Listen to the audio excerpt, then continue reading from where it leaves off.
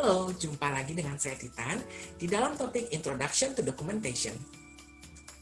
Pada topik ini, Anda akan mempelajari perihal apa itu documentation, pentingnya documentation, jenis dan bentuk documentation. Dalam proyek SITI, documentation mengacu kepada dokumentasi dari kegiatan pengembangan sistem. Elemen-elemen di dalam documentation dapat berupa 1. Kebijakan-kebijakan atau keputusan-keputusan yang diambil selama berlangsungnya proyek. 2. Daftar kebutuhan sistem, yang biasa juga disebut sebagai system requirement atau user requirement.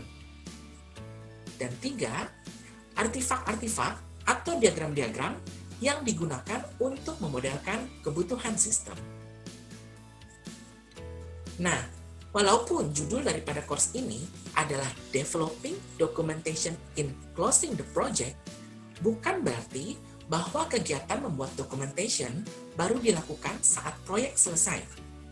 Tetapi, idealnya kegiatan ini sudah dimulai sejak proyek pengembangan sistem pertama kali dimulai.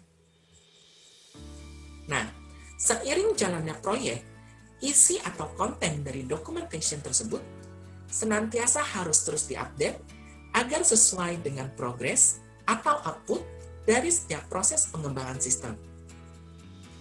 Sehingga pada saat proyek selesai, kegiatan documentation pun sudah selesai dilakukan.